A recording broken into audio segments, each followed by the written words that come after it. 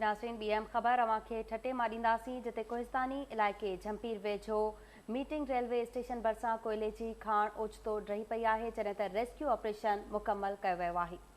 झंपीर वेझो कोयले जी खाण ड्रही पवण सबबि दॿिजी वियल पोरितनि खे कढण लाइ रेस्क्यू ऑपरेशन मुकमल कयो वियो आहे। ठटे मां अवांखे अपडेट कयूं पिया। ॻोठाणनि पंहिंजी मदद पाण तहत ॿिनि पोरितनि जा लाश ऐं ॿिनि पोरितनि खे बेहोशी जी हालत में ॿाहिरि कढी वरितो आहे।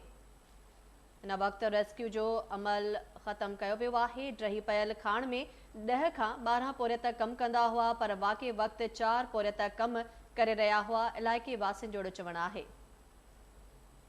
अपडेट कयूं पिया। झंपीर वेझो कोयले जी खाण ड्रही पवण सबबि दॿिजी वियल पोरितनि खे कढण लाइ रेस्क्यू ऑपरेशन मुकमल कयो वियो आहे।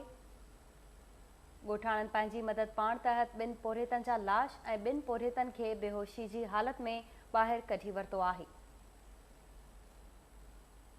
ड्रही पयल खाण में 10 खां 12 पोरित कमु कंदा हुआ, पर वाक़े वक़्तु 4 पोरित कमु करे रहिया हुआ। तफ़सीलात सां राब्तो कयो आहे KTN न्यूज़ रिपोर्टर महबूब रोही सां। जी महबूब, रेस्क्यू ऑपरेशन इन वक़्तु मुकमल कयो वियो आहे, छा तफ़सील आहिनि?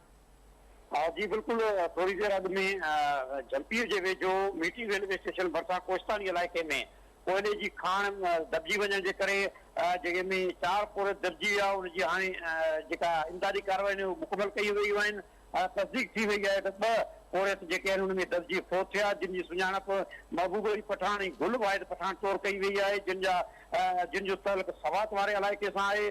झिरक अस्पताल में ज़रूरी कार्रवाई बद वास लाश खणाए सवात रवाना थी विया, जॾहिं त 2 पोरित फकीर गुल ऐं दाऊद पठान उहे बेहोशी जी हालत में ज़ख़्मी थिया, जिन खे हैदराबाद अस्पताल मुंतक़िल कयो वियो आहे। हाणे कंफर्म थियो आहे त 4 पोरित अंदरि हुआ, जॾहिं कोयले जी खाण जेका आहे धमाके सां जेका दॿिजी वई, जंहिंजे नतीजे में 4 पोरित अंदरि मौजूद हुआ, बाक़ी पोरित ॿाहिरि हुआ, जंहिं करे उहे बची विया।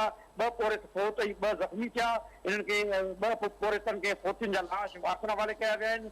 2 ज़ख़्मियुनि खे हैदराबाद मुंतक़िल कयो वियो आहे, जॾहिं त हिन हवाले सां मुख़्तलिफ़ वक़्तनि ते कोहिस्तानी इलाइक़े में झंपीर ऐं झिरक जे कोहिस्तानी इलाइक़नि में केतिरियूं खाणियूं आहिनि जेके लाइसेंस हासिल करे जेका मदरियात खाते पारां मुख़्तलिफ़ जेके ठेकेदार कमु कनि था, पर उते लाइफ सेविंग जेके सहूलियतूं आहिनि, ख़ासि तौर ते जेके मदरियात खाते सां तइ थियल मुआइदो आहे उन मुताबिक़ उते रेस्क्यू जे हवाले सां सहूलियतूं, एम्बुलेंस सर्विसूं, मेडिकल जूं सहूलियतूं, तिबी सहूलियतूं उहे फ़राहम थियूं कयूं वञनि, जंहिं करे इन क़िस्म जा वाक़िया आए रोज़ मामूल बणियल आहिनि। मुख़्तलिफ़ वक़्तनि ते इन क़िस्म जा हादसा रूम मां थींदा रहिया आहिनि। पोरितनि जूं जानियूं हली वञनि थियूं। अफ़सोसनाक वाक़े में अॼु 2 पोरित फोत थी चुका आहिनि, 2 पोरित दॿिजी जो बि हालत में हैदराबाद में माणिया विया आहिनि। जी ठीकु आहे महबूब रोही, तफ़सील अवां जी वॾी महिरबानी। झंपीर वेझो कोयले जी खाण ड्रही पवण सबबि दॿिजी वियल पोरितनि खे कढण लाइ रेस्क्यू ऑपरेशन मुकमल कयो वियो आहे, जॾहिं त ॻोठाणनि पंहिंजी मदद पाण तहत 2 पोरितनि जा लाश ऐं 2 पोरितनि खे बेहोशी जी हालत में ॿाहिरि कढी वरितो आहे।